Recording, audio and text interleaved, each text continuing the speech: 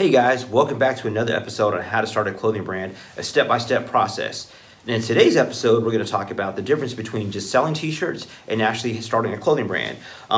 There is a difference between both. I know a lot of people think, you're selling t-shirts, you're starting a clothing brand, but really there is a big difference. And before we get into anything, let me introduce myself once again. My name is Randy. I'm the creative director over here at Unique Design, where we print and we design apparel for many clothing brands, as well as we have 3 of our in-house brands that we sell. So let's go ahead and jump into this.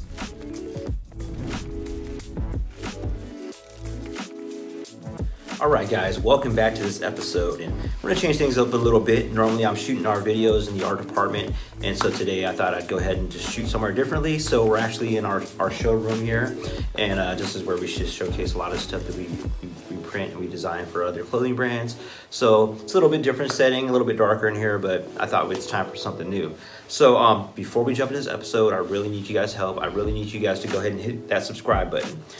Please subscribe to this channel. The more subscribers we get, the more it gives us the ability to grow this content. We can bring more of this free information out to you guys. So please hit subscribe.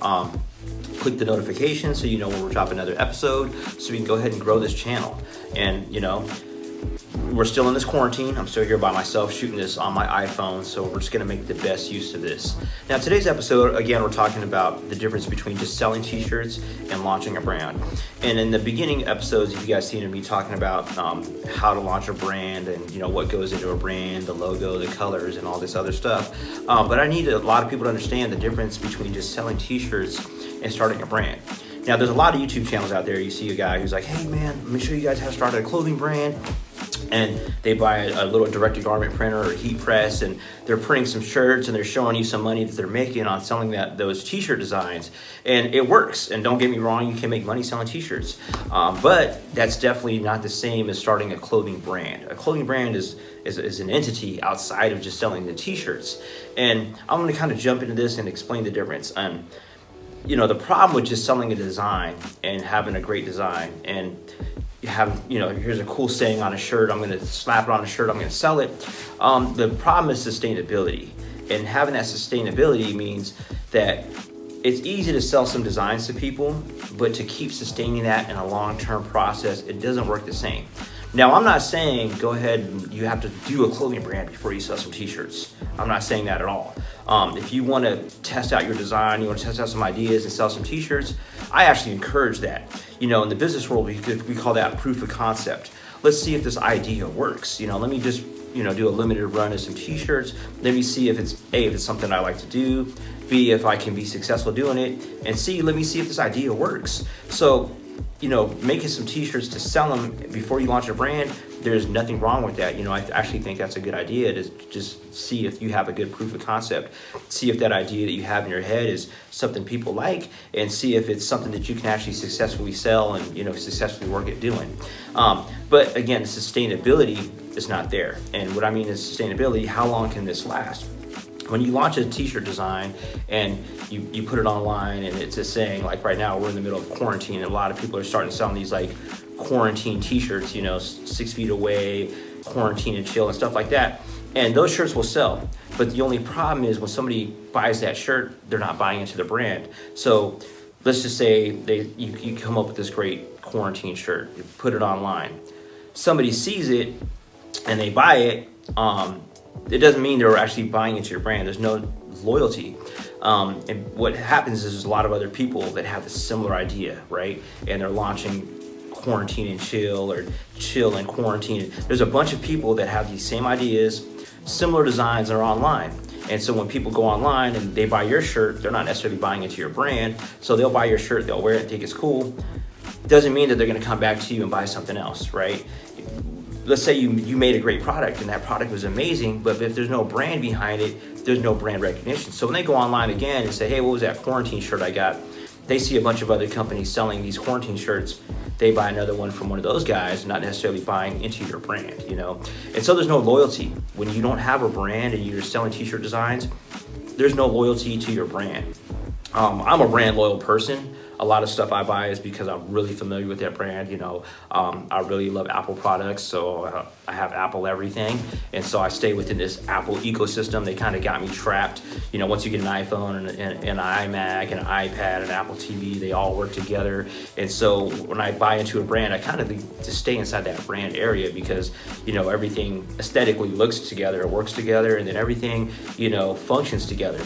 And so brand loyalty is huge. Sometimes a brand launches something, and just because you know that brand, you will go ahead and take a chance and buy something. Where if there's not a brand behind something and you're not really sure, should you trust that brand or that product, so you buy it.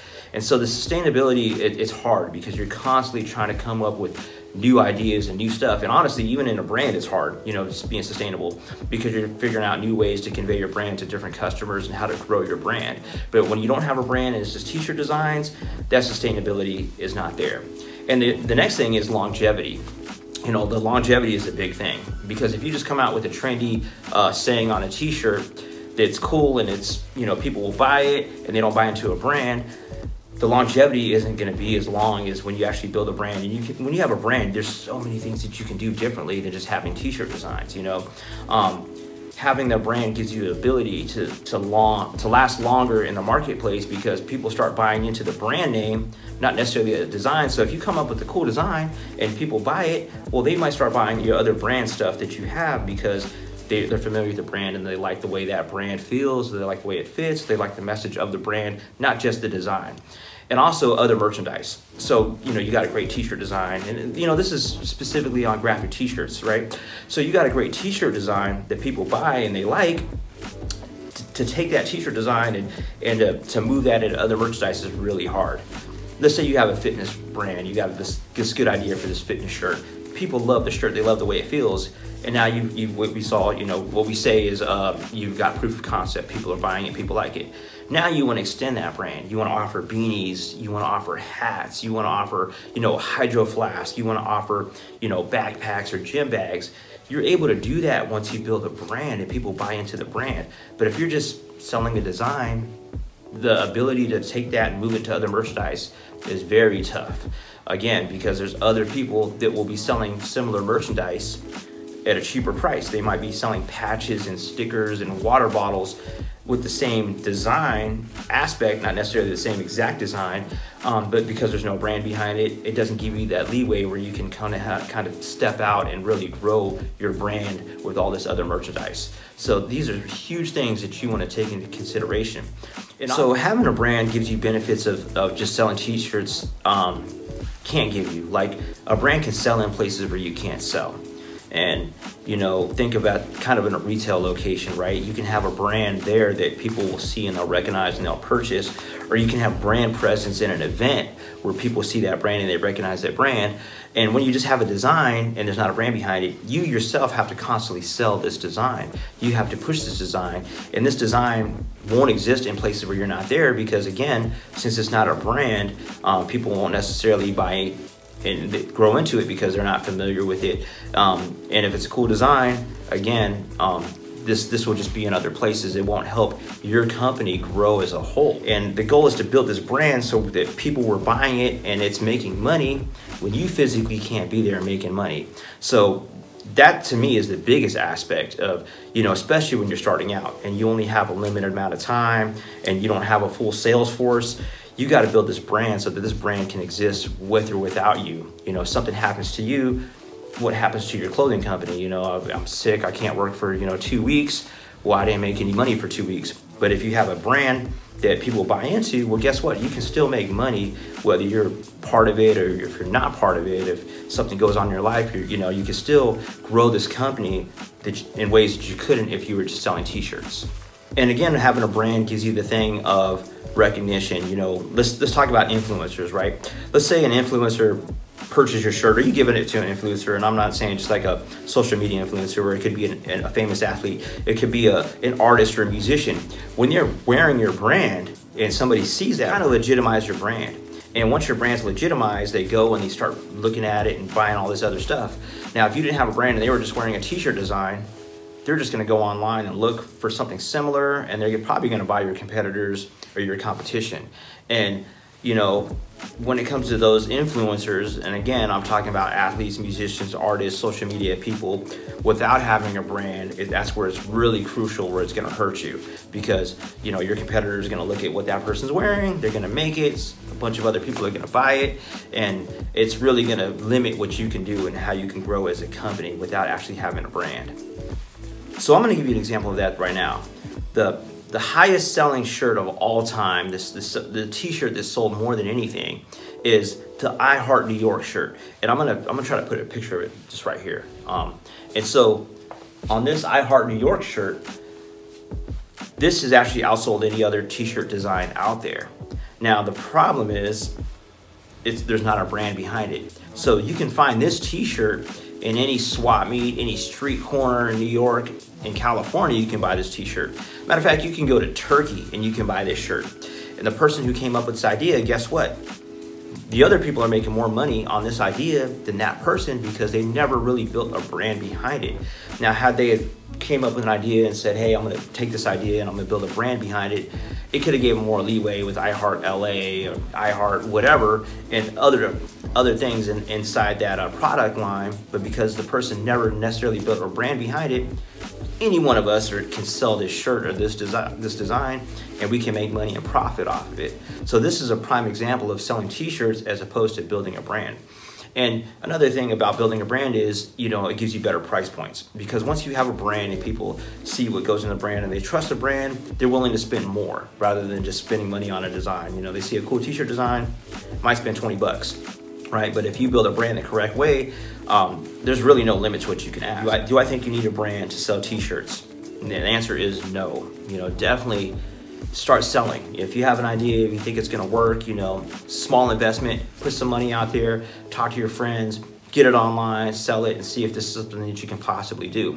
But don't go too far, because once you start seeing success, you start seeing revenue, or you start seeing, you know, other ideas that you can branch off of, now you want to take the time and really build a brand the right way, because there's a lot of money that goes into building a brand, as far as, you know, getting a bank account, a business license, trademarking, copywriting, reserving the website, and all that other costs.